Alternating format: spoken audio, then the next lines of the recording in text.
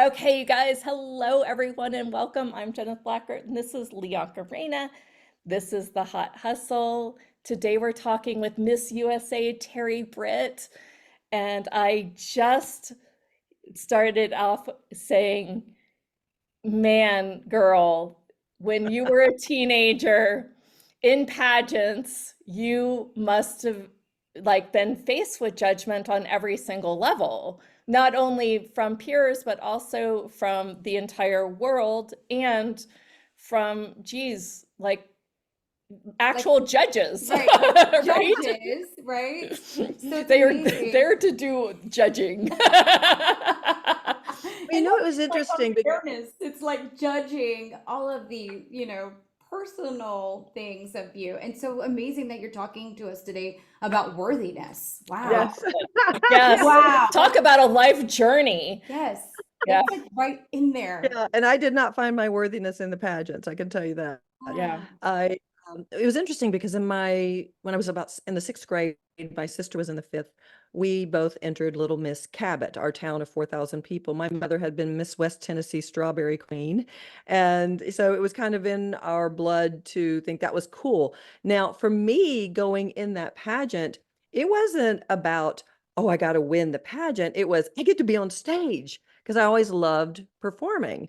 Well, my sister won that pageant.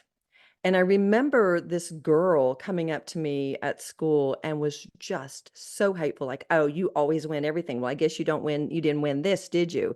And I remember it just stabbing me a little bit, going, oh, that doesn't feel good. It's like it wasn't about me beating my sister, but for her, she loved it that my sister beat me. Oh.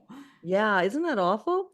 And Yeah. so I didn't, I remember it like it was yesterday, but at the same time, at that time, I didn't understand that, that I was in a way having a battle within myself of here, let me shine my light, but no, I better not. Hmm. Right. So I went into a few more pageants, and again, it was always being on stage. Well, I was in my freshman year of college. I went into the Miss Arkansas USA pageant. I made top five. My sorority sister won, which Wow. was really cool. I know, she was really cool. I didn't care. I was looking for a break. Again, it was not about, oh, I need to win Miss Arkansas. I don't think it was ever really about that for me. It was, I want a break. I want something different. In school, in college, I always felt like I am supposed to move to Los Angeles. I mean, seriously, guys, I sent off information from UCLA when I was a freshman in college because I knew I was supposed to be in LA and I had never even been there, but I knew it. I could feel it in my Yes. bones. Yes. So and I send off the information. Well, what do they say? You have to have so many years of foreign language and the money and everything. And here I was, this little girl in Arkansas going to a small college. My parents didn't have the money. I didn't have the foreign language. So I just kind of felt hopeless. I was like, oh, I don't, this is never going to happen. So when I didn't win Miss Arkansas, I was like, that's it. I'm never doing a pageant again. Well, in my second semester of my sophomore year of college, I was really, really miserable. Now, here's the interesting thing. I had followed my boyfriend to a school that didn't have a broadcasting department, and yet I wanted to be the next Barbara Walters. Oh, yeah, I get it. Now, I get talk it. about your actions not matching your dreams. I mean, it was like, okay, we're way down here, and here I am up here, and wanting this, but I can't have it because I'm way down here in my energy. So I would find myself getting angry. I was like looking for something to fill me up. The pageants never did. And I didn't, I mean, I got confidence. I mean, there's a difference between confidence and worthiness. Confidence is like, okay, I can go out on stage, I can speak, I can do this, but worthiness is, can I really receive? Can I really just be me? Right? There's a big difference. And I think our society gets that confused. Hmm. So I Hmm. was confident. I looked really confident on the outside, but on the inside, I didn't feel real worthy of love. And that's why I followed my boyfriend to the college. Well, I'll never forget, I was miserable and we were broken up for a short moment. So I was talking to my friend on the phone one day before I was going back to school. It was the second semester of my sophomore year, and I hate school. I don't want to go. I'm just venting. He said, "Well, so don't go." I said, "Well, I have to." And he said, "Says who?" Uh-huh. And it was like, Oh. okay, wow. I mean, it was so crazy the way I felt. It was this knowingness. So I knew I had to leave school. So I go home. I go back into my mom and dad. They're in the other room. And I said, I got to leave school. I can't do this anymore. I'm miserable. Literally just months prior, I had put my fist in my boyfriend's window, or tried to. It was a little bit higher than I was. So I went to hit it. Didn't go through, thankfully. But that's how angry I was, right? He wasn't loving me the way I wanted to be loved. So I was always looking for something to fill me up, to make me feel loved. Well, I left school, and let me tell you, immediately everything opened up. My apartment rented without any effort. I moved Ah, home. I got a job. You know how you get into that divine flow? Well, that's what happened. And a few months later, the Miss Arkansas, who had crowned the girl the year prior, comes into where I'm selling shoes.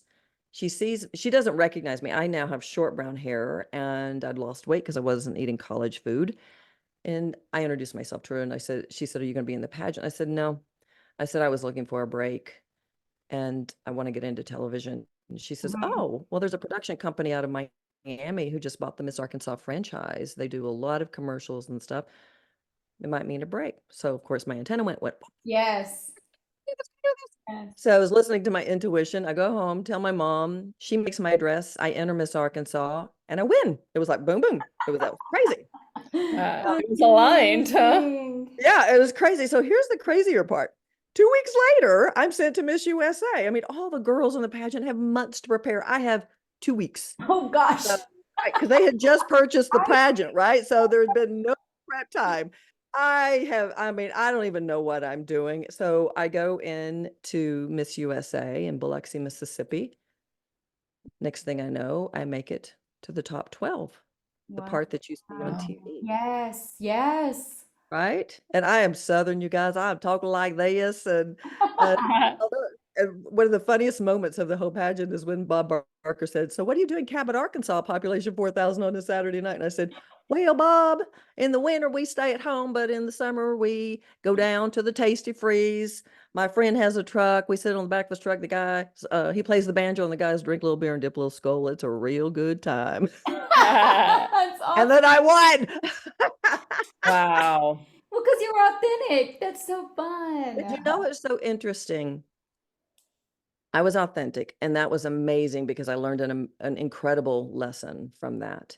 I learned that, when you listen to your heart and you stand in your truth, which is I listened to my heart, I left school. I stood in my truth on that stage and talked about drinking beer and dipping skull, and then a miracle showed up. I won. But what was really interesting is that night, in the moment of winning, I feel, first off, of course, I'm like, and my reaction still talked about to this day. But then I felt this sense of emptiness.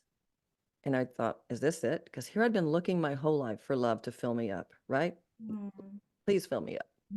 Make me feel loved, make me feel nurtured, make me feel supported. And I did not feel it. So immediately I start looking into the crowd where my boyfriend is sitting, and we had gotten back together. And I'm seeing him up there, where I know he is. It's a huge coliseum. And then I start feeling guilty because I know I'm about to be sent to New York, and he's going to be left behind in Arkansas. So I'm feeling guilty about receiving this crown. It's like, you're given this amazing gift, Terri. You're given this. And yet I couldn't receive it, too, so much to the point that when that night after the festivities, we sat in my hotel room with my mom and dad and my boyfriend, and I actually considered giving the crown back. Oh, wow. Wow. Mhm. So, I learned very early on that if you let your light shine, you are going to be responsible for people's pain, right? I that girl that was mean to me, she was in essence saying to me when my sister won that pageant from years prior that you're the problem, you're the reason I feel lack, Mm. right? And I'm so glad you didn't win. And then, with my family lived by the unwritten rule that most families live by, meaning you put yourself on the back burner to take care of everyone else. My parents took care of my sister and me, then each other, and then themselves last. So what I learned from watching them is love means you must deny yourself, and it is not okay to receive. It's Mhm. not okay to let your light shine. So there was all of this emotional stuff that went with Miss USA. It was an amazing opportunity. I'm forever grateful.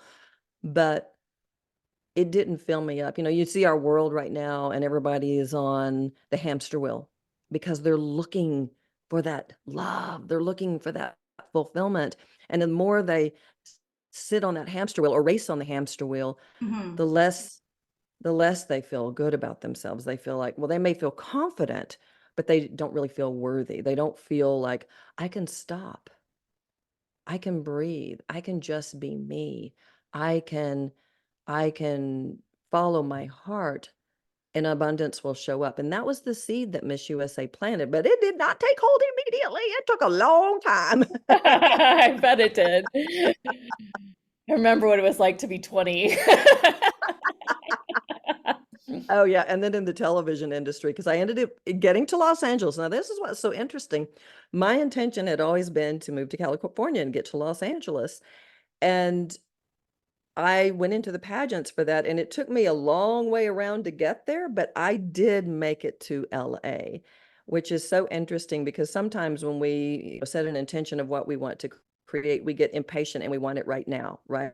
We think it's going to be this I way. don't know anything But about if we'll just that. yeah, I know, right? And so if we can just be in the space of going, I'm going to be on my divine journey. And I didn't know this back then, right? I can say 20, hindsight is 2020 in this situation, but I can look back on it and go, wow, I was being guided so beautifully to really step on my life mission, to my life path, because I do talk about worthiness. I do talk about that in that night of winning Miss USA, I won the crown, but I didn't claim it. I didn't feel worthy of receiving it just for being me. I had guilt and shame around it because I thought I was hurting people around me. That's crazy. Yeah, And it doesn't to me feel that crazy to hear you I say. know. no. I Yeah. don't you think that's pretty typical of almost anybody, Yes. especially at that age that hasn't done personal development work. Many of them Mhm. haven't by that time in their life. And I think that that is You mean they pretty, don't teach this in school? nope, they just don't teach it in They school. need to be. They need I to be. was just And saying, it's go what, ahead. Go ahead. I was Well, I saying, didn't you said go ahead. go ahead. Go ahead. I'm shutting up. Okay, go ahead. I was saying earlier that now I can't even remember what I was saying. I don't know. You go ahead. So anyway, so for years I've worked with women, and for the first part of my journey, it was moms, right? Yeah. And moms with kids of different ages. So what I have seen that if you're single and you're doing your own thing, it's a little bit easier to receive.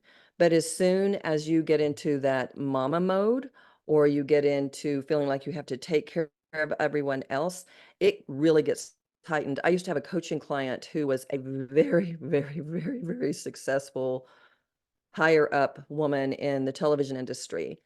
When she left to have become a mom, it was like, where did that person go for her? Because Mhm. she slid right into feeling like, well, I have to deny myself. I have to take care of everyone else. I have to do what I need to do. And I saw it really take a toll on her. It took a toll on her emotionally, physically, mentally, everything. So what I see is that when we love somebody or when we're wanting to have a relationship, this really shows up. Like, even over the years, I was married for 17 years and my husband died. That was Steve. And now I've been married for 15 years with my husband, Charlie. And with both of them, it was really easy to slide into what I saw my family do, and that was to deny myself in the relationship. And let me tell you guys, I've been doing this for 25 years, and I still have moments of sliding in and feeling like I need to deny myself so that you feel loved. But at my core, what I'm really wanting is for you to love me in return, because Mm. that's what we're all seeking. But we can't find it out here, right? We have to find it in here. So it's so easy, even if we're doing the spiritual work, to slide back in to those old dynamics of being loving means you must deny yourself. And then the way that translates into our world, it translates into I can't receive for being me. Because when we learn as a child, I have to deny myself, then we start pleasing our parents, right? We start pleasing them and trying to win their love and approval, then our teachers. And what we start reinforcing is I can't receive for being me. So now we're in a state of unworthiness. Our worthiness quotient is low. And what your worthiness quotient is how open you are to receiving love, nurturing, and support simply for being you. And we learn in our families to live in a low worthiness quotient. Now, isn't that interesting when you think about that? If your parents were the typical parents and they denied themselves doing everything for you, you'd think, oh, well, I should feel really worthy because my parents took care of me so much. That's not what happens. You start looking at your parents and you start ingraining in your whole system that love means you must deny yourself. And then that translates into I can't receive for being me. So then we get on this perpetual hamster wheel of trying to prove our worth. And Mm. then we never feel loved and fulfilled, just like what happened for me as Miss USA. Yeah. One time, my dad used to like kind of pat me on the leg and Mhm. say, "I'm so proud of you." Mhm. And I didn't notice until after he passed how much I was like trying to do things for his approval. Absolutely. It's like, so I lived most of my life trying to get the approval of my father. Oh, yeah. I mean, it's just like, and you're like, wait a second. Mhm. Where is my voice in that? I watched The Housewives of Beverly Hills, and in their promo lately, Kyle was saying, um, I don't need anybody's approval, or something to that. I make my own choices. Mm-hmm. And I Right. just thought, even though it was harsh with her saying that to her husband, I thought, wow, what a statement to make to somebody. Absolutely. And I think She's so like, I many of us will are if I doing want to. Like, I don't need your approval, right? And I just thought, what a great example for us and to I think it's easy to say that, but we have to know it too. yeah. We have to know it at our core. I mean, we have been hearing enough self-help stuff now over the years that, love yourself and, stop trying to win everybody else's love, quit being the pleaser. But if we don't know it in our core, if we haven't released those deep-seated beliefs that say, I'm not enough, I'm not worthy, I'm the problem, I'm bad, then what we do is we continue to internalize that unworthiness, even though on the outside I'm saying, I don't need anyone's approval. I mean, have you ever done that? I've done that. Mm-hmm. Totally. Everybody's Yes. done that. Everybody does that. So we have to know it on the inside. And what I've seen, I'm like you, when I was growing up, my dad was God in the home. I mean, he was the provider, he was the one out in the world. And so it was really based on what's going to help us survive, right? So I saw him as having more fun. My mom was kind of, stressed out, denying herself completely. So I'm like, I'm not going to be like my mom. I want to be like my dad.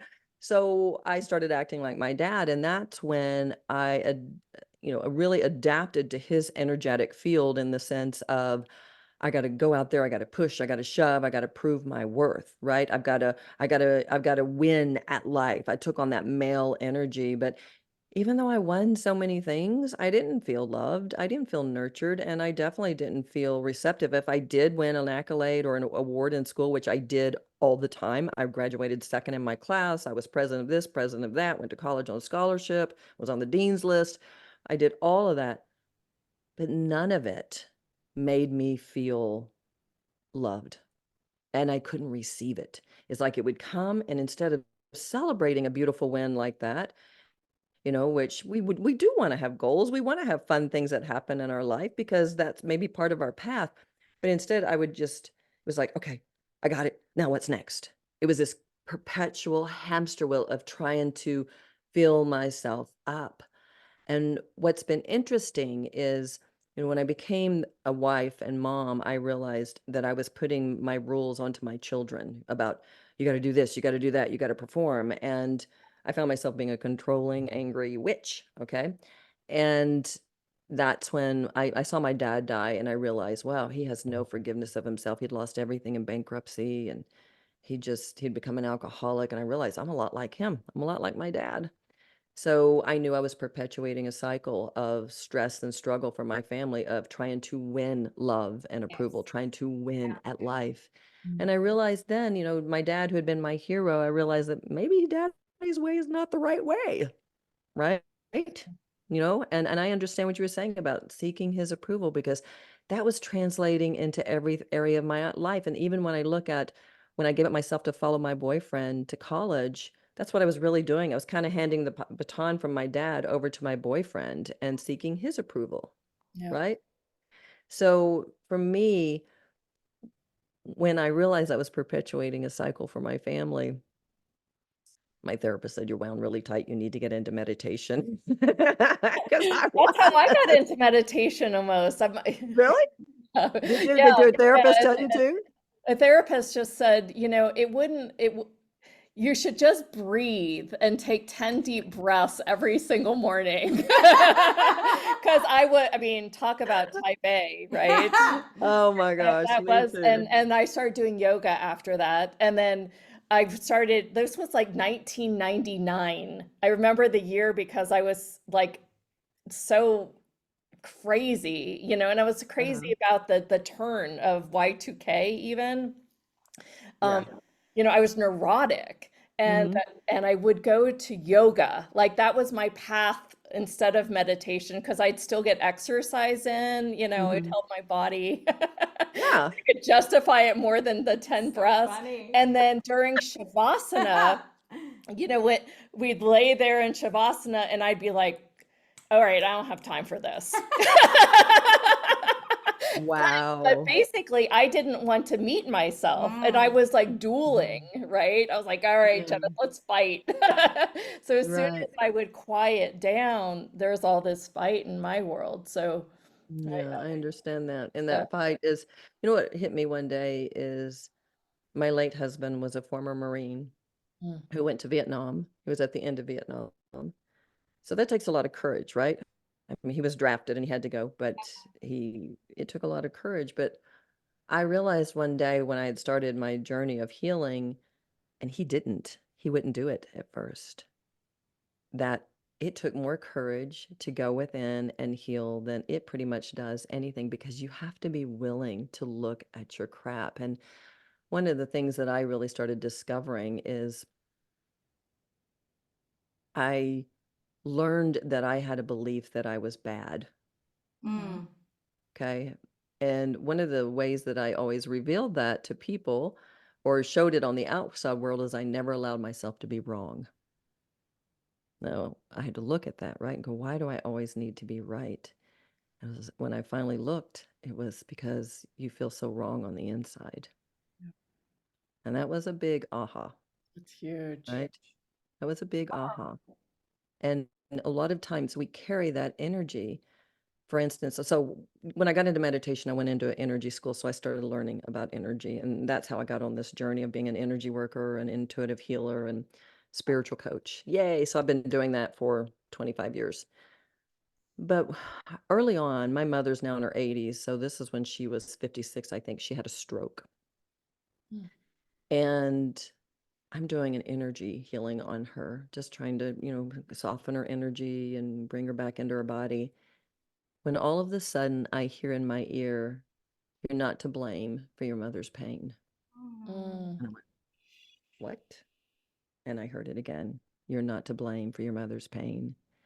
And in that moment, I realized that I had been carrying this deep, deep, deep judgment on myself, because mom, who really suppressed herself more than dad, would get so angry. And I mean, she tried to be the best mom she could be, but in her need to be the best, she was really disconnecting from her true self. And that's where we get angry, right? That's where we get sad. That's where we get depressed. And so in her disconnect as a little kid, I'd see her get emotional. Well, what do little kids do? We internalize our parents' reactions.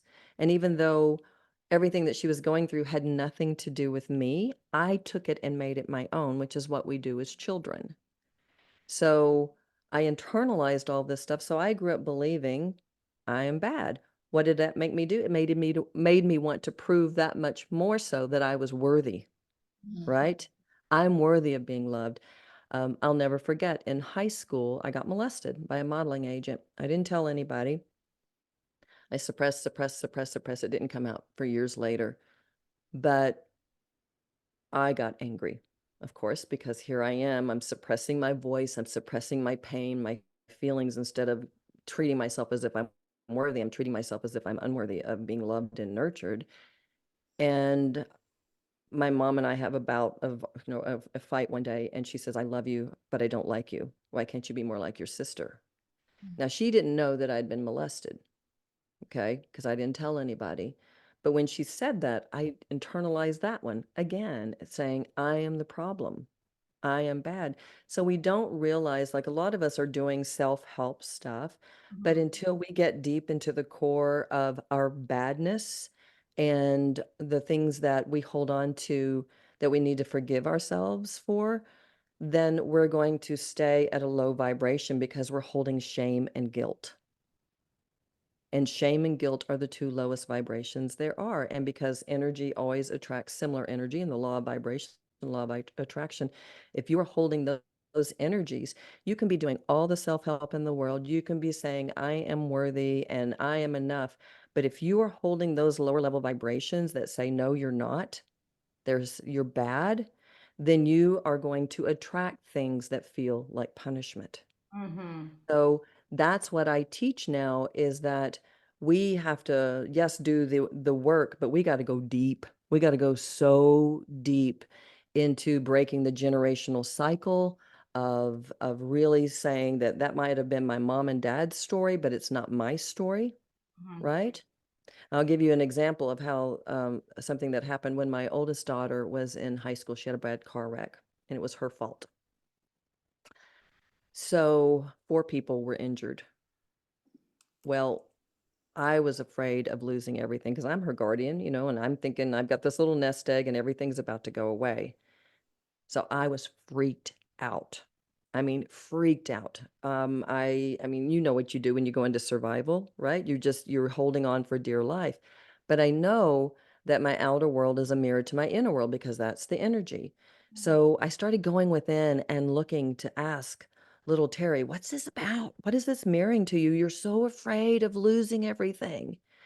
And I looked at my dad, who had lost everything in bankruptcy, and thinking, well, that's his story. That's not my story.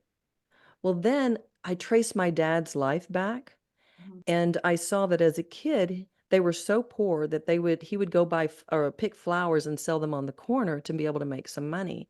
Well, his dad, who was in and out of prison, would go beat up my dad, steal the money, and go buy alcohol.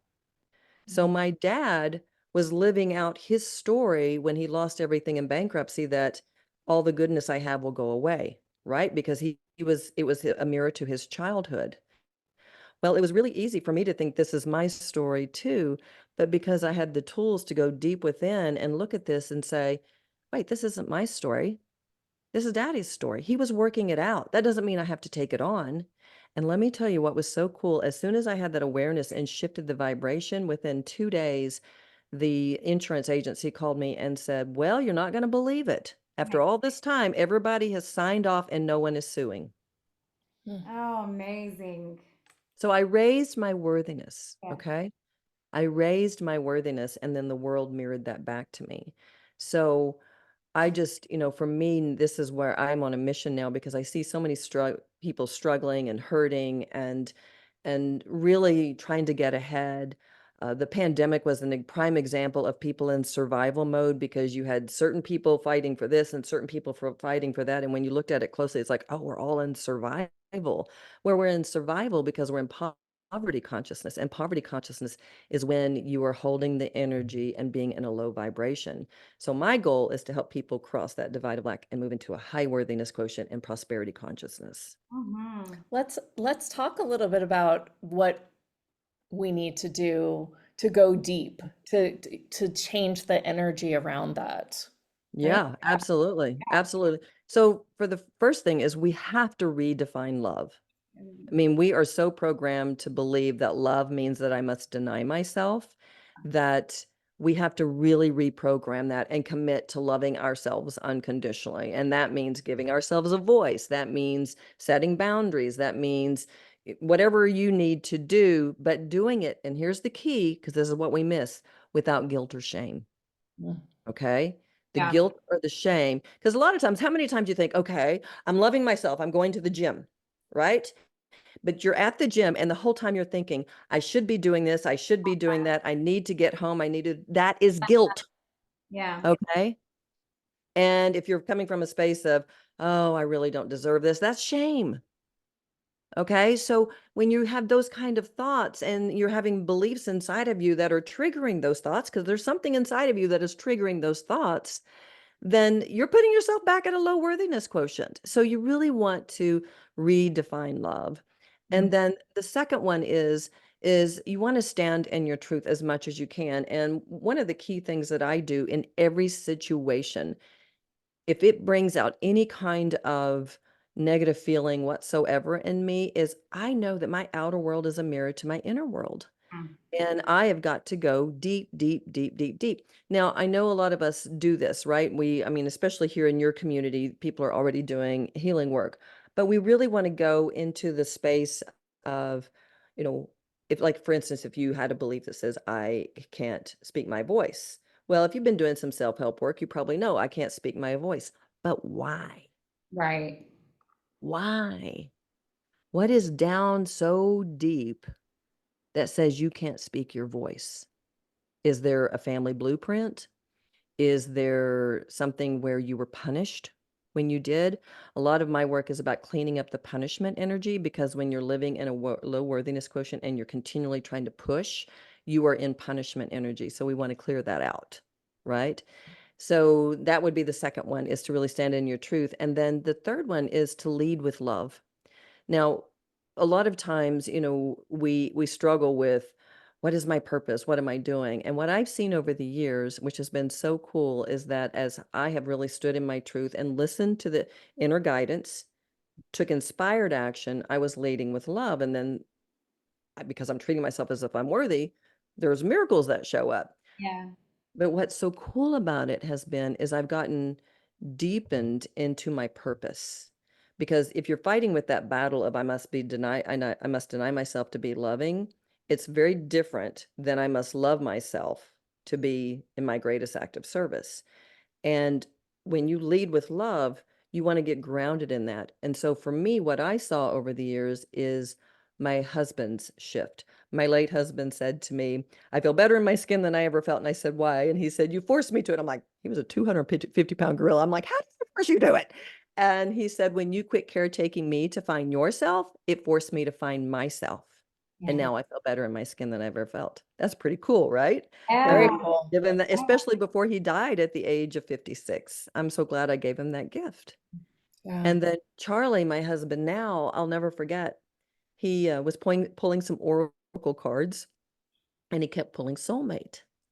So it was bothering him because I'm his third wife. His first wife left him, his second wife killed herself, and then I came along. So it's a trigger for him, Yeah. right? So he keeps pulling the soulmate card, and he has this aha, and he comes walking down the stairs to me. His chin's quivering. He's crying. He said, I've been pulling this card and I couldn't understand it. He said, I always knew you loved me, but until you taught me to love myself, I couldn't receive your love. Oh. And now I do. Mm-hmm. So for me, I've really gotten grounded in the belief that my greatest act of service is when I lead with love. And to me, to not get into religion or anything, but leading with love, honoring and loving the way I was created, is actually putting God first. So many of us were raised in religion that to put God first means to put yourself last, which that's the self-denial again, right? That we see in the family so much. And so that can be deep in our core when we are trying to receive and then wondering why am I not receiving? Because there can be that belief that, oh, and you don't even know it's there. It's just so embedded in our culture, right? Putting yourself last is putting God first. Well, when you can realize, well, wait, when I honor and love the way I was created, This is putting God first. This Mm. is saying yes. And that's when you cross the divide of lack and move into a high worthiness quotient, because you are saying yes and you are leading with love. You're claiming your crown. Well, So does yeah, that help a little bit? yes, Wow. yes. And what it brought up for me was in scripture, you see the words rejoice. That means that we've had joy before because we're to rejoice, right? Yeah. And in remembrance of who? Of me, Mm. Mm-hmm. right? Mm-hmm. Like that's where the joy is. And that Yes. is what God called us to do. So that just Right. reminded But me. it's so, but you're so right, Leonka, because I mean, really think about in our culture. I don't know how you guys were raised, but in most cultures, and I've raised children, right? My kids are now, my oldest I've got two grandkids. So our culture tends to be just like the animal kingdom. The mamas put their babies first. With most animals, not always, but you're putting your babies first, Yeah, right? yes. And then in our human culture, we usually put our partner next, and then we put ourselves last. Mhm. But when you go back to like even biblical stuff where it's put God first, that has been translated to I need to put myself last. But what it really means is to put your ego last. Mhm. Mm-hmm. Okay. So think about it. That makes So total sense, right? So yes. when you're coming from a space of unconditional love and you are listening to the guidance of this is the step I need to take, where I'm being guided to go, where my divine path, instead of going, oh, I don't know what to do, because we're performing for everyone. When we're performing, we're at that low worthiness quotient, but what we're really doing is putting our egos first. Uh-huh. So I think where we missed the boat in the translation, when we translated to put God first and put your ego last, is God first is you being in your divinity. It is you being all that you were created to be, with unconditional love, meeting yourself with compassion, meeting yourself with forgiveness. And I think that's where we missed the boat. And that's why so many of us don't receive very well. Terry, for you to even say that, like I get this little tinge in me that's saying, yeah, but is that selfish? Because now you're saying I'm worthy, I am God in me, right? Like, Right.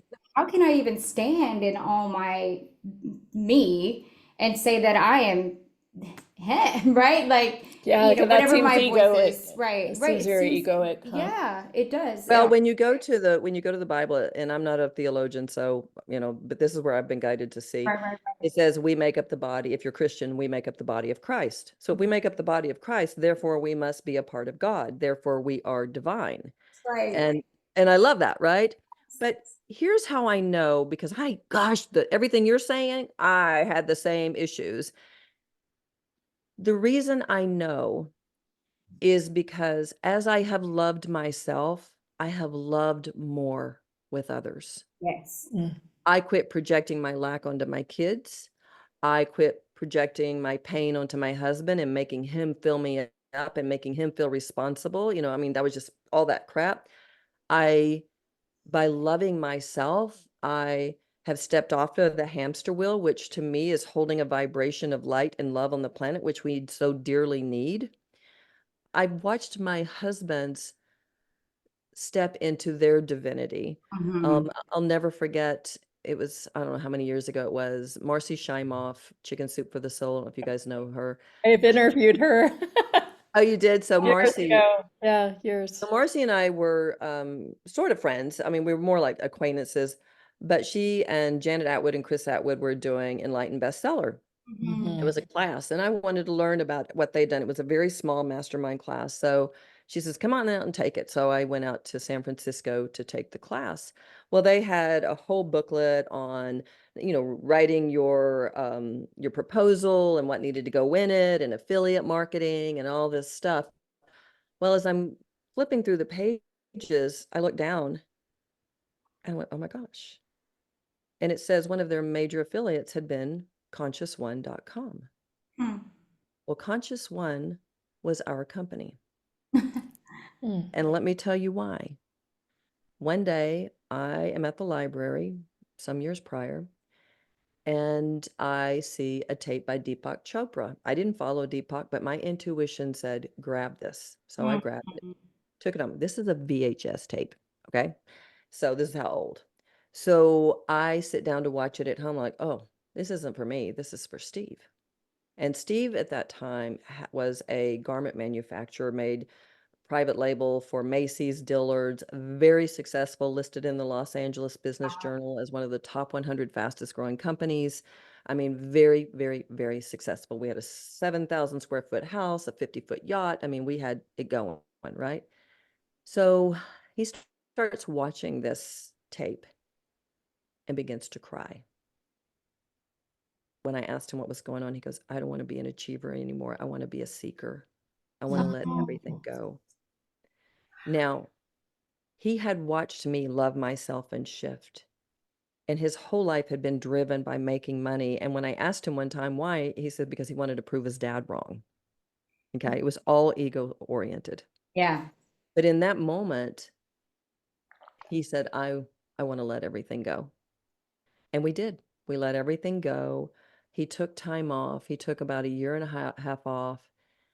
And do you know who Neil Donald Walsh is, who wrote Conversations with God? Well, Okay. his daughter, Tara, and her friend Robert somehow, well, what happened before then, Steve said one day, he goes, I want to do something bigger than myself. I want to do something for the planet and God. Wow. Mhm. And it was not too long after that that Tara and Robert found him. I'm not even sure how they found him, but they said, we have an idea for a company and we hear you're the man to do it. So they created consciousone.com. And Wow. Conscious One was one of the first platforms that brought out self-help courses that we see everywhere now. Yeah. Yeah. And at that time, I had a television show talking to me about doing a spiritual TV show, kind of like The View, only it was going to be called A Spiritual View. And Yeah. Sonia Choquette was they were looking at 4 of us to host it. They never ended up doing the show, but Sonia and I connected, and she was like up and coming at that time, and she was with Hay House. Well, Steve says, why don't you call Sonia and see if, if any of them would want to be on this platform? Because Neil's on it. Neil, he was our first person. Well, next thing you know, all of those authors were on Conscious One because they had a platform to sell their courses.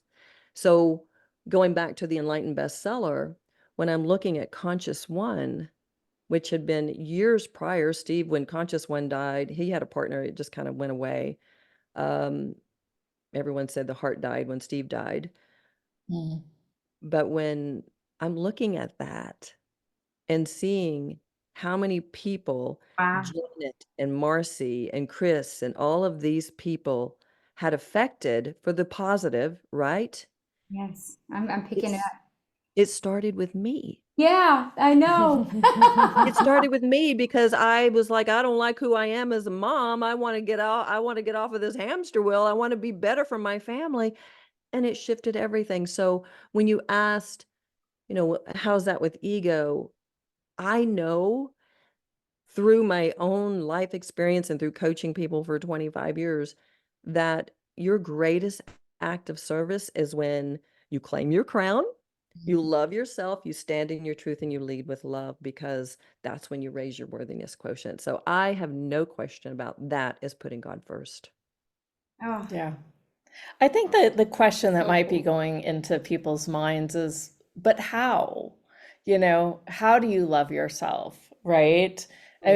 mean, you know, I I always make a joke about self-care. It's not about like taking baths and doing yoga, Yes, right? yes, It's right. it's it's really like coming and meeting yourself vulnerably, dropping all the walls and the barriers, and just being able to see yourself, look back on yourself.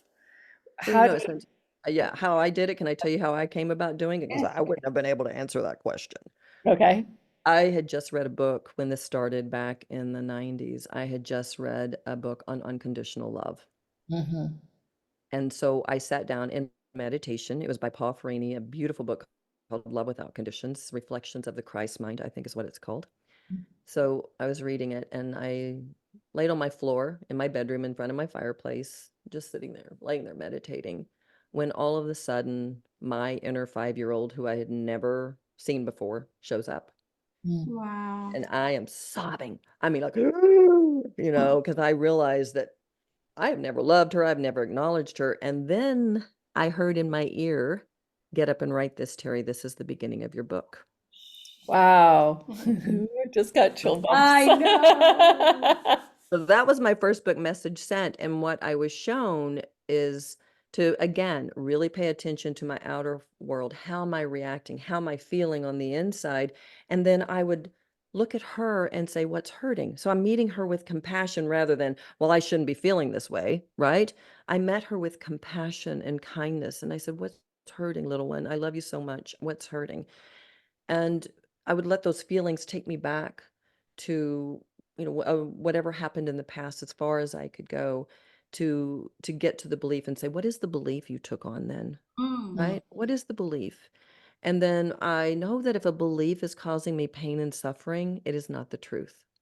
Mhm. So I'd let it go. And then I'd ask, what is my truth? And I would do a soul retrieval. I'd let just whatever, energy's coming back in. I lost playfulness. Oh, I lost playfulness, and let that energy flood in. And then I'd ask her, what do you need from me to feel loved? And when I would get that answer, I would take action.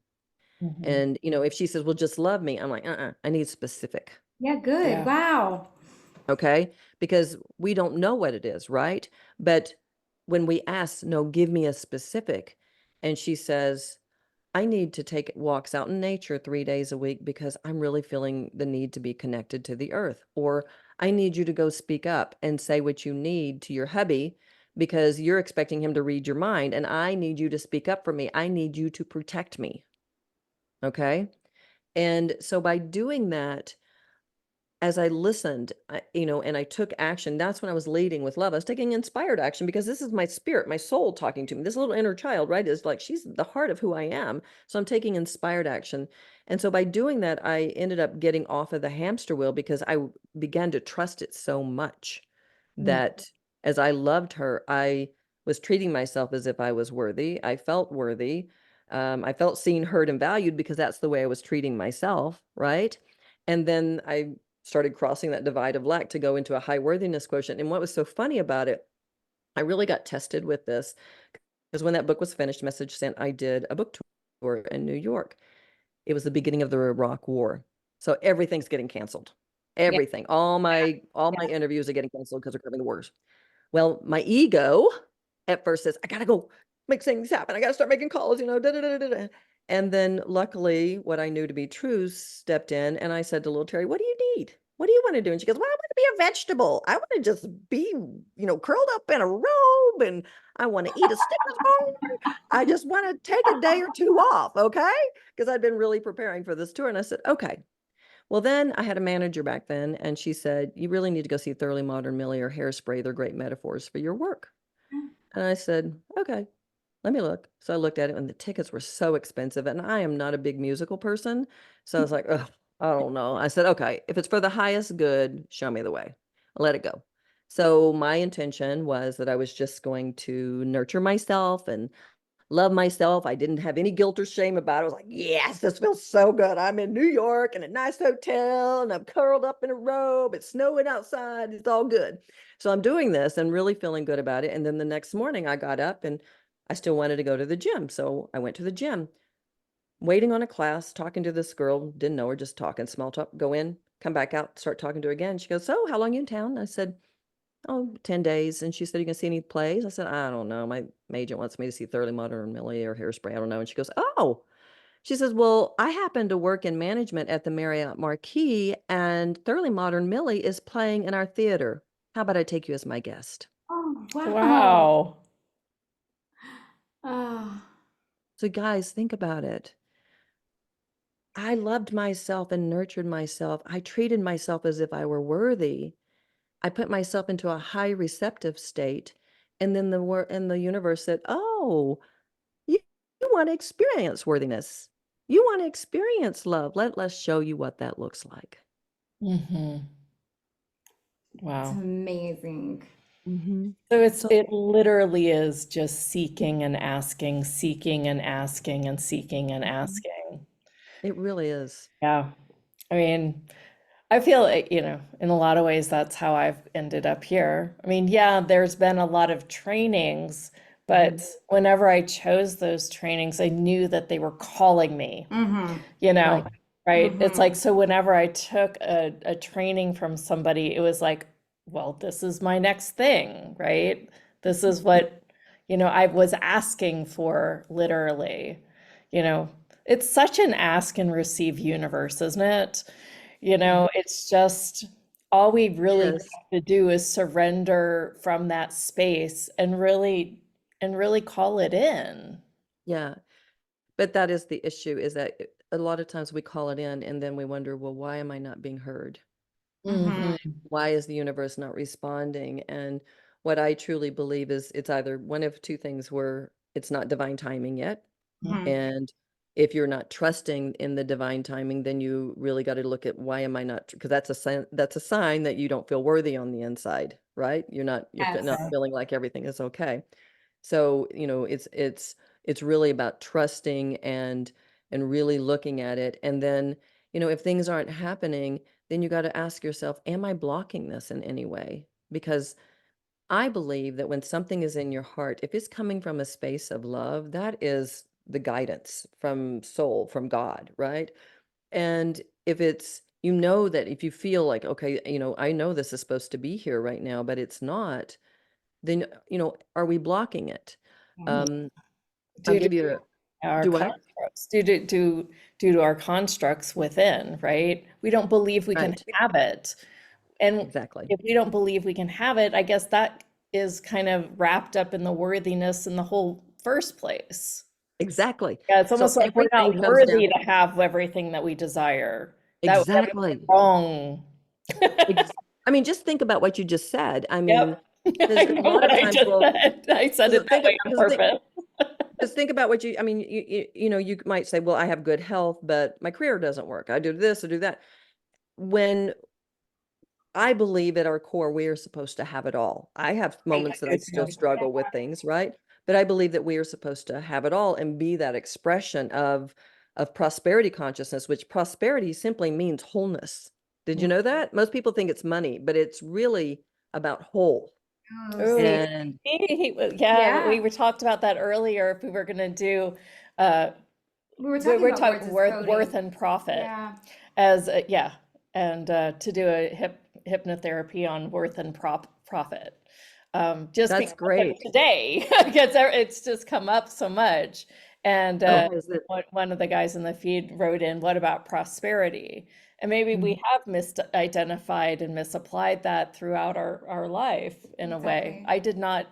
Maybe I need to read the Yeah. definition of that one. Yeah. I looked it up one day because I was like, what is that? And I can tell you a really good story for those guys who asked that question, and I'm sure there are women too. I love this because it was so profound. I had my husband listen to an audio on poverty consciousness versus prosperity consciousness one day. And we have a coffee roasting company here in the mountains of Georgia. We Cool. have, it started off with a little store that we purchased from another guy who created it. And it's 700 square feet, and it's in a little touristy area, Helen, Georgia, which is kind of like a Bavarian village. So Charlie listens to this because he's been on the road a lot trying to build the company and build wholesale business. So he listens to this tape or this audio that I give him, and he goes, I'm in poverty consciousness. Mm. Hmm. And I said, why? And he said, well, I want wholesale business, but I don't want to be on the road anymore. I'm sick of it. I want to be at home with you and the dogs. We had dogs then, and I want to be home. That was our little family. They passed away this last year. So anyway, so he said that, and he said, I'm done. I'm done. Because he'd been watching me lead with love and really release shame and guilt, he did it without shame or guilt. And it was so crazy, you guys. Wholesale business started flooding Of course. in. Yeah, I love It was crazy. So much so that it afforded us the opportunity. Plus, he opened up the time because he was no longer on the road. Just a few miles down the road, the other direction, a 7.5 acre property came up for sale that I live on top of a mountain, is at the base of this mountain, has the most majestic views you've ever imagined. And we ended up purchasing it. And that became Jumping Goat Coffee Roasters and Tasting Room. And Oh, Wow. his fun. My husband would his love that. We do. We have wine tastings, mead tastings, we have coffee, we have beer, we have music on the weekends. We do weddings. I mean, we have this whole venue, right? And Right? and so what's been so interesting is on our honeymoon 15 years ago, we saw a coffee house in the mountains of Telluride.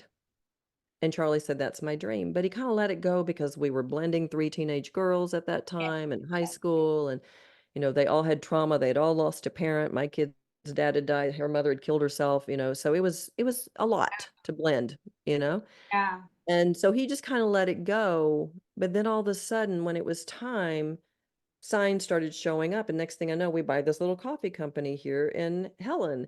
And next thing he's driving himself into the ground. And then he says, he listens to an audio on poverty consciousness versus prosperity consciousness. And he says, "I'm going to love myself without shame or guilt." And boom, boom, boom, boom, boom. And next thing you know, the dream that he had had from our honeymoon, we now live it every day Yeah. with Wow. his company or our company. It's our company. He's the one who runs it. I do not run coffee. I can't do it. It's like I will be an investor, but I am not going to run this company. So, Yeah, I that's got the But that's best his of both dream. worlds. yeah. That was, that's his dream, and I clap because I get so excited at the what is available for us, what is available for everyone watching. Like I get so excited about like this is how it really, really, really works. Yeah, it does. It does. I had a very successful businessman just come up to me recently. I did a talk and I was in California and on stage, and afterwards he comes up to me and he was like, "Wow, that just changed everything for me. That explains so, so much." And I think about, if people could understand that when you really truly follow your heart, you're putting God first and you let go of your shame and guilt about making those choices. Because let me tell you, every time you're like, this is what you want, right? Here's the vibration, here's the energy, and you want this, and you say yes to it. But if you have shame and guilt, whoop, it comes down here. Your energy, it comes down here. Well, to have what you want, to create what you want, you got to be matching. So Mm-hmm. every time we pull ourselves down, it's like, okay, I need to pull myself back up Hmm. and allow that to show up. Yeah. And it's just about seeking and asking a lot of times. And letting love in. Yes. And I know that you have a course to kind of take people through their worthiness quotient. Do you want to share a little Quotient. bit about the okay, The quotient? course? Sure. Yeah. Sure. I love the course. It was totally divinely guided. It has 6 modules, and each module has 3 topics of conversation and meditation. So there's 18 meditations really, where you are going into tools. You're going to get a lot of tools. I call it your spiritual tool chest or your spiritual fanny pack. So you're going to get a lot of tools, but then I'm going to teach you, how to go in and look at your beliefs around receiving, about really standing in your truth, and go into releasing some of the family blueprints that we carry on. So yeah, there it is. There it is. There it is. Um, and it has a beauty queen crown, but it's not just for women. As I just told Well, you, that no, yeah, man just because came. you were telling us about how the success, that your husbands had both had from the Yeah. gift that they received Yes. from And following, you know, what was so interesting is back then I didn't realize it was worthiness. I Mhm. just kept calling it, loving yourself unconditionally, which is what that is. But I didn't understand that when my husband, who, was bringing home $1 million a year after taxes back in the early 90s, that yeah, he didn't have worthiness. He had confidence Yeah. and he had abilities, yeah, but he held on for dear life, I know that. holding on, feeling like he was going to always lose everything. And thankfully, he started loving himself and made some shifts. I don't think he truly made the real core shift about money, because he died before that happened. But he had made it about everything else, about, I want to do something bigger than the planet and God. I want to do, and that's when Conscious One came about. So, but I'm grateful that he got to a place where he was really loving himself before he died, I felt like it was the greatest gift I could give him. Yeah. Was that your boyfriend in when you won the crown? Was What that about him? was that the boyfriend in the audience when Oh, you no, no, no, no, no. We ended up Okay. breaking up. But what was so, now here's what's so interesting.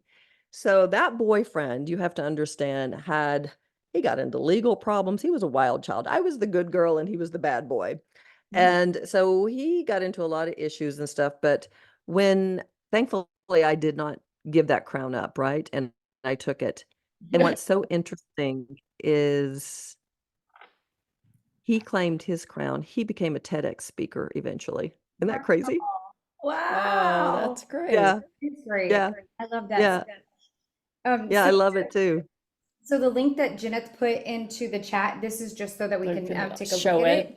it. But we have a really special offer for everyone. This is showing $297, but Terry has brought it to our guest today for $197. So we will put a special link there so In the that you email. get the additional $100 off for this phenomenal work. Yeah. And this body of work has been, you know, you're showing us right here how it's changed lives, how it's changed your life, how it's changed those you've loved. And this is a body of work, obviously, that has been many years in the working. Oh, it's been working for so long. And you know what's so interesting is that in the course, as I said, there's 18 audios, meditations, but I broke them down. I Yeah. broke them down each to 30 minutes, around 30 minutes, because I didn't want it to be That's a too lot. long. Still That's a done. lot of Holy content. cow. Well, it's a topic and then the meditation and and then there's a PDF with each one. There's love homework for each one. There's a box with a journal. So if you want to do it on the computer and save it, you can. But I really feel, I felt like when I created this that I wanted people to have a tool chest. These are the tools that I have used over and over and over again to clear my life, plus the wisdom that I've gleaned over the years of doing this, of where to take you in the sense of what is getting in the way, right? What is getting in the way of you receiving and really owning your worth. And I feel like, when we can do that, that's the greatest gift you can give somebody, is for them to feel so worthy on the inside that it does not matter what's going on the outside, that you are solid in your connection within, your connection to the universe, to God, whatever you want to call it. When you feel so protected, I can tell you, I was a control freak, and the state of peace and joy and trust that I feel in my life now it brings me to tears daily, because I sit in meditation and then I'd like to journal and I go into gratitude about the love that I'm experiencing, and literally it will bring me to tears. And to me, that is the most amazing experience. All that other stuff that we seek, the love from people, from things, it will not fill you up. It is when you find that connection that you will find it. And on the icing on the cake is you open up your worthiness quotient, you receive. Oh my God. I love it. Wow. Yeah, I'm like I was just gonna out of say, words. in our own journey, and I know that we're wrapping up here, but I walked away from corporate America. I worked in radio and television for a long time, and to be able to do this work, and now I have been lying to myself for the last 12 years because I've been doing it on the side, right? So my passion, my work here, I was always side to my career because it was safe, because it gave me that sense of worthy. It made Mhm. others, oh, look at those accolades. Oh, she works in, radio, television. You say the names of any of the television stations here in this area, and they're like, oh, you work for KVU. I mean, those are the things that I used to just hold on to as my identity. Oh, But yeah. as time went on, um, divine kept calling me, and almost it's now to the point where I couldn't even ignore it anymore because I was lying to myself. But at the same time, I did not feel worthy enough to walk away from it all and Yeah, safe enough to make a decision to do this as my full-time, I job. get it. I get, and I, Right? and I think, To and I follow think my that's why, dream. when you're saying that, we want to stay safe, right? We've got, I mean, that's our survival instinct. And that's, I mean, that is normal. I mean, we want to live, right? We got to put Right, food on the table and a roof over our head. right. I think if people can get the concept that as we transition into this state of worthiness, that our needs are met. They truly are. If you go back to the Bible, we were talking about earlier, is like, the faith of a mustard seed is if you can have faith that the universe is going to show up for you and you're really, loving yourself and moving into that state of worthiness, it will show up in ways that you can't imagine. Do I have time to share one little thing? Go for it. Yeah, Absolutely. Yeah. well, we're live. So so during the recession, it was bad, right? In 2008, the market was plummeting. Well, Charlie and I got married in 2008. I had a home. He had a home. We moved into the home with him. Mm. So I had my house sitting there, and our mortgage at that time was, I think, $675,000. It was not a, this was a, we'd moved from California to Florida, and it was not a big home. It was just the mortgage was really high. And it was draining me, right? I mean, it was draining, and I'm just seeing the money trickle down, trickle down, trickle down. And I was torn because I thought, well, do I want to be a landlord or do I want to sell it? And I knew that the market was, really going down. So I thought, well, I'm going to write about what it would look like if I were a landlord. So I Mhm. wrote bullet points. Okay. And some of them were that they take care of the house as well as I do because I want to show it and and sell it, and no animals, things like that, right? Mhm. And if there's a issue, if it's a minor issue, I don't want to have to show up over there and fix it. Let them, do that. So I made all these little things, and my realtor had said you're only going to get 2,800 a month, and I'm like, oh my gosh, because my mortgage was 4,500 a month.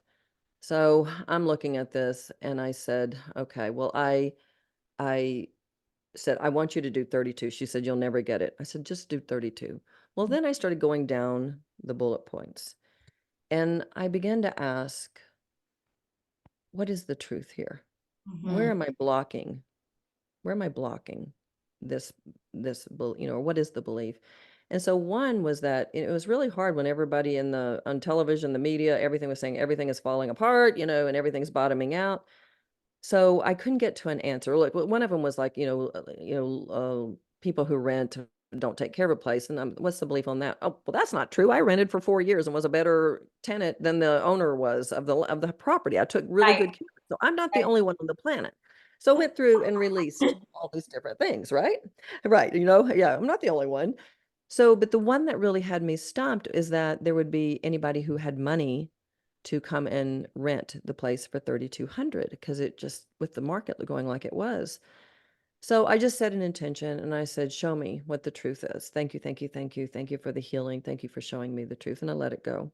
The next day I turned on the TV. The news anchor says, the market is still crashing. It has not bottomed out. So those who were at the top of the market and got out early are renting before they purchase. Hmm. There Perfect. with that belief, right? So I'm like, okay. So I called my realtor and I said, raise it to 3,500. I knew in my heart I wasn't going to get 4,800. That wasn't possible. But I said, raise it to 3,500. And she thought I was crazy. So I sat on it. I sat on it because I was still on the fence. Do I want to rent it? Do I want to sell it? Well, we had an offer come in on the house for 450,000. That's 200 less, more than 200,000 less than what was owed. So that meant if I sold it at that price, I was going to pay the bank. Sure. Right. And I'm like, I am not doing that. So I got really, really clear. And I was now no longer sitting on the fence on which way I was going to go. The next Yeah. morning I woke up and I said, okay, I'm ready to rent this house. I'm ready to receive my renter today. Yeah. That day, my realtor calls and says, this man wants to come and see your house, and he's in the military. He's usually staying in a hotel. He comes in doing special projects. And I said, that's fine. Does he know it's 3,500 a month? And she said, yes. I said, send him over. So I was really holding my boundary, right? I wasn't going to get wishy-washy. He comes over, he looks at the house. He says, okay, I'll get back to you. And he calls me back and he says, how much do you think for cable and electric and all that stuff? And I said, let me get back to you. So next day I call him. I said, I think 500 will cover everything because you're just by yourself. He says, okay. Calls me back the next day. He says, I want the house. I said, 3,500 a month, and then you'll pay also the 500 a month on top of that. So it's 4,000. He said, yeah. I said, okay. And that's great. Well, then he said, Terry, usually I'm staying in hotels, and in the summer I get a budget of 5,000 a month. So I'm going to give you that to take care of any expenses. Wow. Isn't Like, that crazy? yeah. No, that's That's amazing. amazing. That's so, And then what was so interesting is about a week later, he calls me, he goes, hey, Tara. I mean, we made quick friends. And I said, hey, and he goes, I just want to let you know that the Jack and Jill toilet was running and I fixed it. And I'm like, here we go. And I said, uh, and, uh, and I said, I'll send Charlie over. And he goes, oh, no, I fixed it. I said, you did? And he said, yeah. And I said, well, how much do I owe you? He goes, oh, it was like $5. Don't even worry about it. I mean, oh, he great. was starting to hit, and the house, I mean, he was Eliminating all military. those It was worries. spectacular. I mean, everything. Now, here's the only thing that I didn't ask for. I didn't ask for how long he could stay. Right. And I didn't put that on my thing. So I think it was around 6 months. He said, I'm going to have to go. And I'm like, no, you're the perfect renter. I can't believe this. And no. And he said, well, he says, I'm going to see if I can stay a little longer. He calls me back and he said, I can stay, but I can't pay the 3,500 a month. I think it went down to 3,000. I said, you know what? I don't care. Yeah. Yeah. You are. So in the end, when I averaged, because he ended up staying, I think a total of 8 months. I can't remember exactly, but when I averaged it out, I got 3,500 a month for I rent knew plus it. the 500. I mean, it was so crazy. That's And, and that really got me really grounded in, because a lot of times when we wonder why we're not receiving, here's another reason is it's because we haven't really committed to which side of the fence we want to be on. Mm. Like I hear people, and I've dealt with this, putting myself out in the world, but then the fence right here is like, well, my life is really comfortable. Do I really want more work? Do I really want to do that? And so that I'm sitting over here. And I still have those moments of waffling because I'm 62 years old. I've got grandkids and I mean, we've got a thriving business. It's like, do I really want to do more? But then my soul says, yes, that's why I'm writing my next book right now. Yes, you are being called to write this next book. And so I'm listening. I'm getting off the fence. But that's another reason a lot of times we don't receive something where we're wanting a change. Maybe we're wanting a change in business. We want a better job or whatever. But there's pros and cons to everything. And so the cons tend to get in our head, meaning more responsibility, more this, more that. But what we forget is that if we love ourselves and say yes to it, the universe is going to support us in what we need. And that's what we forget. Yes. And we do forget that. Mm-hmm. Yeah. And I think we also forget to ask, don't you think? Absolutely. Yeah.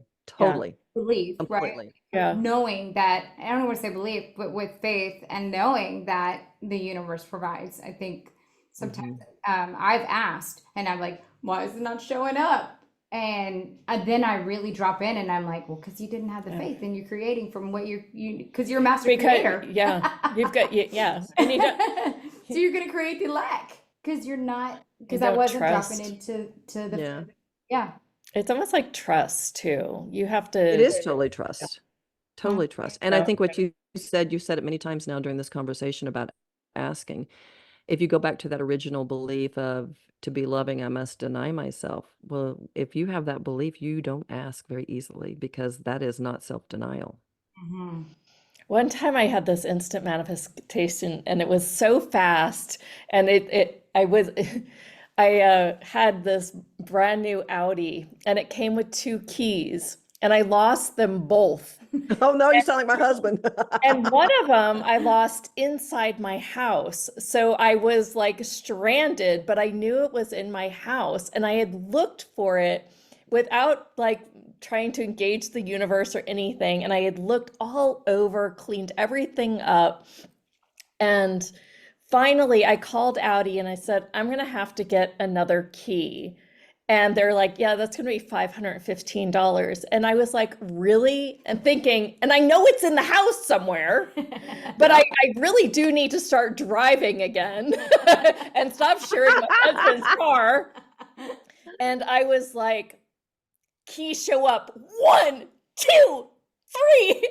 And I literally was just kind of like dropped in, like, I am going to find that. And I walked into the bathroom, and for what of other, for, for, I don't know how this, like, how the cleaning ladies thought this might have been a good idea, but there was my husband's shaving kit on the back next to the bathroom sink, and it's kind of like a bucket. It's got the shaving stuff in it and everything.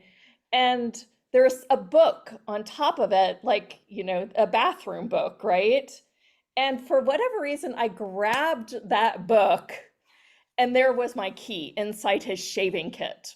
Now, I know I didn't put it there myself, but it was just so bizarre how, Yeah. Yeah. like, in that exact moment, I just happened to grab that book and find my key. It's I like, come love that. on, that's not me just accidentally doing this. No, I think I really feel like that's our intuition giving us nudges, that we're, Wow. whether it's our guides talking to us or whatever, it's just that, we get those little nudges to do something. When my late husband died, I was left quite a bit of money. And then the recession hit. He died in 2007 and 2008, the recession hit. Well, Right. I had not done any investments yet. I just had the money sitting in a money market account to make decisions. Well, before the recession hit, my financial planner's like, you need to do this, you need to do that. And it was literally like someone had a lead blanket, those big weighted blankets over me, Yes. and I couldn't move. I couldn't move. And even to the point where he's like, do you have some trauma around money? I'm like, well, my dad lost all my money when I won Miss USA. That could be part of it. I didn't know. Um, but now I know I Yeah. was being protected because I did not invest. And when everyone else lost 40 to 60% of their money, I didn't lose a penny. Mhm. Oh, And I'm so grateful that my intuition kicked in like that. Yeah. it's I amazing. just thought it was fear, but my intuition was going, pay attention, you are not moving forward. Yeah. Yeah. And probably back then you didn't have as much of a discernment. I And I didn't. bet now you do, you know, Mm, because most of the time, most of the time, not all the time. I know, right? Yeah. Right. I feel like 15 years ago, my discernment between fear and hold back is very different than intuition these days, just because it's Yes. been developed. So just Yes, I agree with you. I'm right there with you. And I hadn't really thought about it, but when you're saying that, I absolutely agree with you that at that time I just saw it as fear, Yeah. but it really was protection. yeah. Mm-hmm. I feel Mhm. like we could just talk with you all day. I know. Thank you. This has been so amazing. Thank you so Oh, much. thanks, guys. I've loved sharing with you, and I hope do we want to take questions, or is it too late already? Did anybody have any questions? Yeah, Well, we can open it up. You guys, if you want to ask Terry a specific question, just go ahead and chime in the chat now. And I also want to remind you, if you're watching this on the replay, there's a special offer link somewhere below, above, around It'll be this. right next to her picture there. Yeah, So you will see absolutely. that, and that will be the special offer button. So it'll be a yellow button right next to Terry's picture. So Yeah. just look for that, and it will make sure to get you that additional discount. So that thank you so much for providing that to our audience today. Yeah, no, my pleasure. Yeah. So I had wanted to see if anybody had a question, but it doesn't look like anyone does. Somebody Any And hopped on. comments? Yeah. Powerful story, powerful lady, totally amazing. Thank you. Um, oh, thank so you. clear and Very concise. consistent, beautiful. Thank you. So this is Joe, and I can't read the other name because I'm going, Lottie. Lottie. Okay.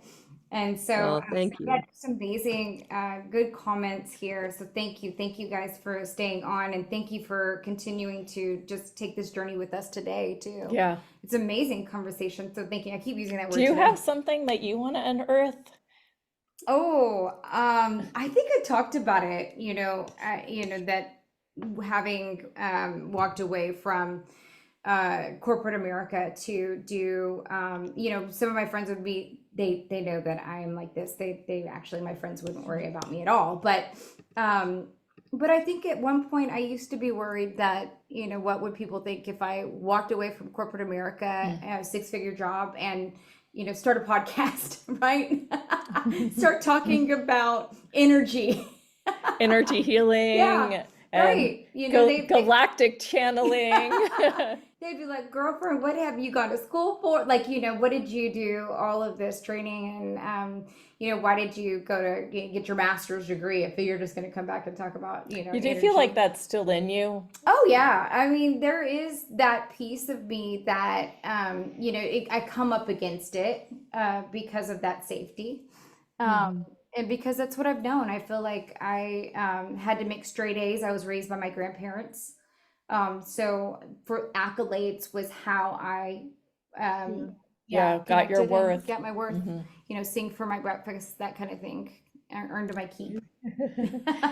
What were your thoughts to support her in the Well, change? I can totally understand that. And I think, in our culture, when we start talking about energy, it's changing now, but I truly believe that, there is a what I would call a spiritual DNA that's been handed down through eons, especially when you look at the old witch trials and how if somebody was different and they did something different, whether you have a past life in that or not, I believe it's in our system Yeah, because it was so traumatic. me. And so I had that. I Me. had that Yeah. experience too. I for a long time had a really hard time saying I'm an intuitive healer and I'm a clairvoyant or whatever. That was a Because long time ago. This was before it was, that's a long, right, right? Right? So this was before it was exactly. widespread and accepted. Right. Right. And but I live in a religious community, so it's not real accepted still with some people here. Okay.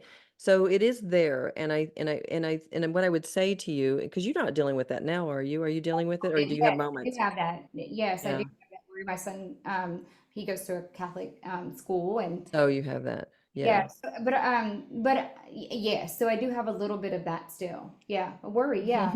But I've, my family and I have talked about that, and my son understands that Catholicism is not the only way, that we have lots of different, things Right. into our spirituality. And I so, think the biggest thing for you, just real quickly, when I'm looking at your energy, is a fear of punishment and persecution. yes, And um, yes, I would and make a mistake. yeah, and so the way that I've handled that and what I would suggest to you and anybody else who's doing this is when we have that fear of punishment and persecution is that's the little kid inside of you who's freaking out. So when you scoop her up and say, "Okay, I got you. What's scaring you?" And then for me, when I open up to my guides, now I feel like, "Oh, okay, it's not just you and me, baby. We got the whole universe here." Yeah. And that starts alleviating some of it. And I did. I mean, the first time somebody said, "I think you're working with the devil," my whole body started convulsing. Yeah. Yeah. So it was an extreme fear for me. Took me years to work through it, but it was just through this process of building this connection to the divine and talking to the little girl inside of me and recognizing she's the one who had the anxiety. She's the one who wants to crawl in a hole. But me, as a woman leader of love and the divine mother to her, in picking her up and then reaching out for my guidance, as you kept saying, right, Janet, that, asking for my guides to come and surround me, Mhm. that fear of persecution went away because it's real when you have a fear. So yours is a past life is what I'm seeing for you. It is a past life. I don't know if you believe in past lives. I'm assuming you Yes, do. yes, Yeah, that this is resonates. definitely a past life and it's in your grounding. So what I would say to you is do you ever do any meditations where you go into your grounding and see what's sitting there? I do. So what it feels like is shame and guilt Mhm. and about some from the past. So Mhm. I would invite you to go within and clear out that picture. Okay. I know for me, when I went in and looked, I saw, you know, I mean, when it first got triggered for me was when I was in training and I was reading someone and I went like this, and the teacher said, "Get out of the picture," and I was being burned at the stake. And so it got triggered in that way.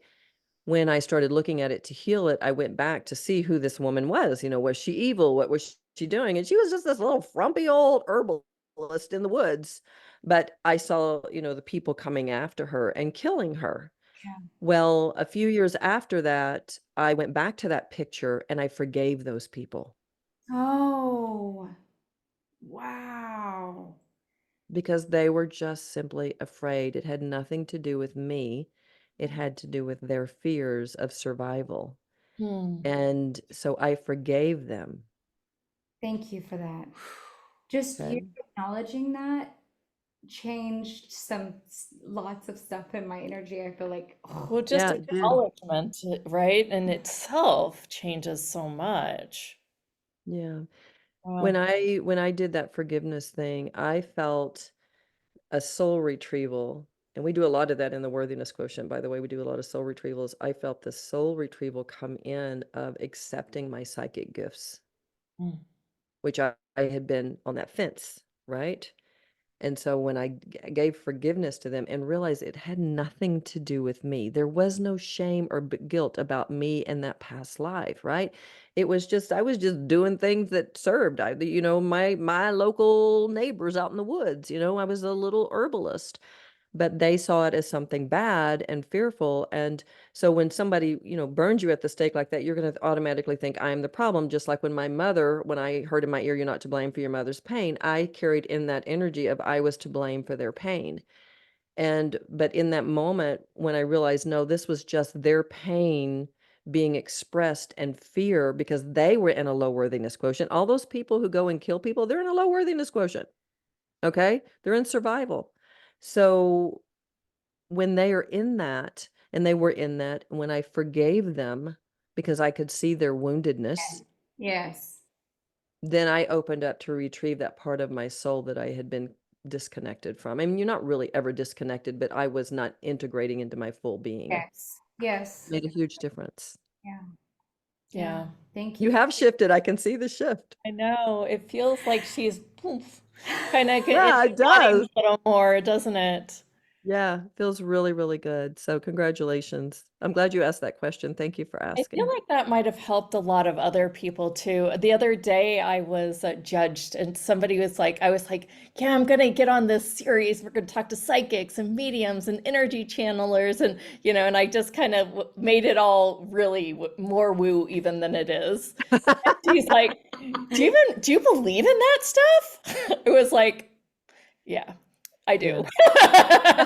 Yeah. I mean, and it was simply that. And she's like, no, I just think that that's our DNA. And when we die, we just go on. And I was like, wow, you've just cut off a life of magic, and my head was just was like spinning.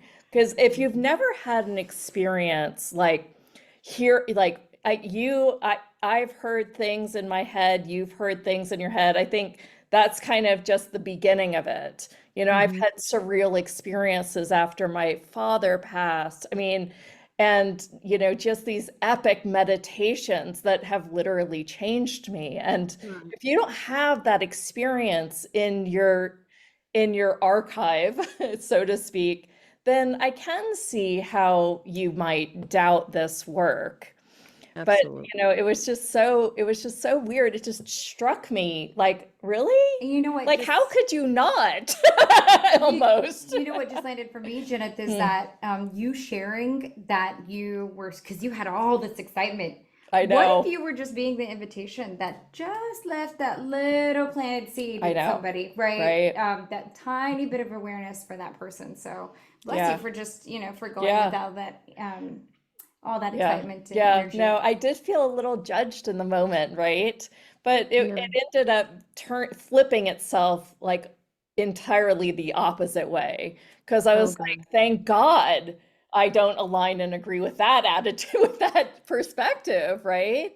Or I And can't you're so right when you be her said you miss perspective. out on the magic. Yeah. Yeah. Right. I'm not choosing that. I'm all for the No, I magic. want it. I want it all, you It's know? like an addiction, isn't it? It's like, I want it all. I just want it Yeah. all. Let's I can't go. tell you though how many times I've had women or people come up to me and go, "Can I tell you something? I can't tell anyone else." If everyone would start talking about their mystical experiences, I'm excited we about that. would we would understand that it is very common, It is. but Yes. people don't. I mean, I just had my relatives, my aunt, my cousin, and my mom were here back several months ago. And I'm sitting there looking at everybody going, oh my gosh, they're all healers. We're all healers. And I'm the one who broke the cycle to say yes to it, Mhm. right? Because there was this stigma related to it. Yeah. And it makes me sad, especially when my mother's family, they're all so creative and they were all such natural healers, and the vast majority of them never owned it. And my uncle in particular, my uncle Mikey, he was an amazing natural healer just when he walked into the room and brought joy, but he never knew his worth. He never knew his worthiness. And he drank too much. I mean, it was just sad. And I told him one time, I said, Uncle Mike, you're the one I remember from childhood who, would lift me up, and I want you to know, how special you are. And he couldn't receive it because he didn't know his worth. Yeah. Yeah. Mhm. That's sad. I read an email the other day where it was like how they were talking about how women are usually the ones that feel unworthy, but I actually think men have it too, probably to a higher degree because they feel like they can't talk about it. They can't go there. Interesting. Yeah. Yeah. I Um, agree. yeah.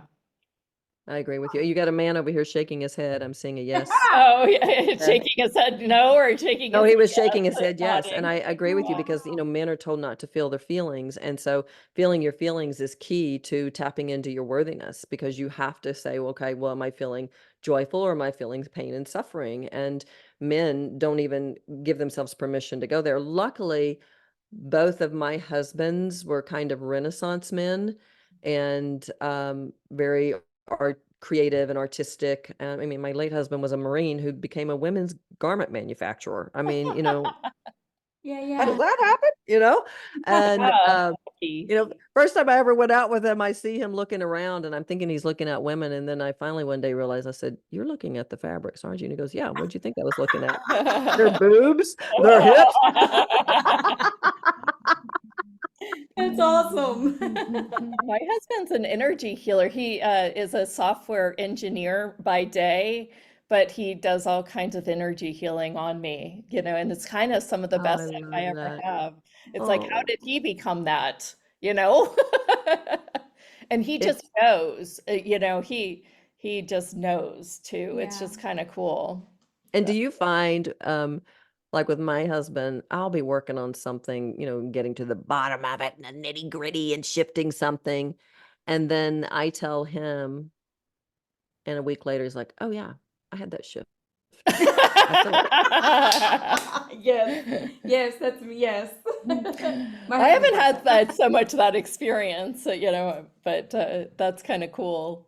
We have had that. I mean, and I've seen definitely, I just think that that's because my work, and, and because I do want to bring as much information out to people and understanding, and I want to understand, and then I want to share that. So I will spend a lot of time, you Yeah. know, to going into the nitty gritty of things. I think as you've heard today, like, why are we doing this? What's deeper and underneath here?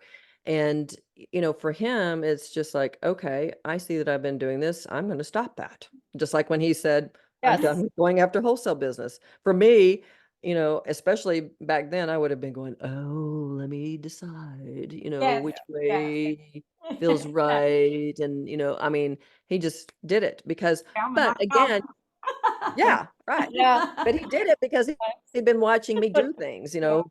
Yeah. that, shifting. It's just, I'm a little slower at it.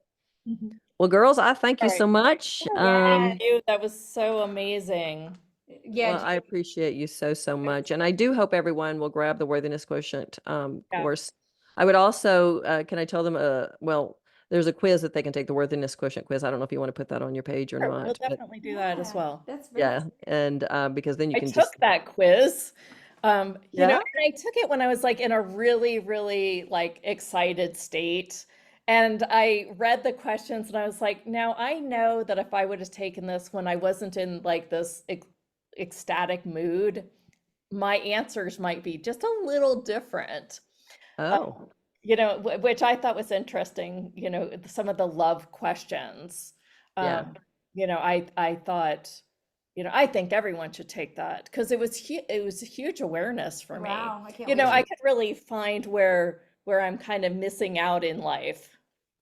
Oh yeah. Oh Yeah. yeah. And that's the whole point of it, is to see where am I receiving and where am I not receiving? What's my outer world telling me about where I've owned my worth? Because we can have different areas where one, we may be thriving and feeling like, okay, I feel confident in my work. I feel worthy. I feel like even if I lost my job, I could go get another one. Because there are people that just feel that worth there. But yet when it comes to a relationship, they can't even have a relationship. It doesn't show up for them.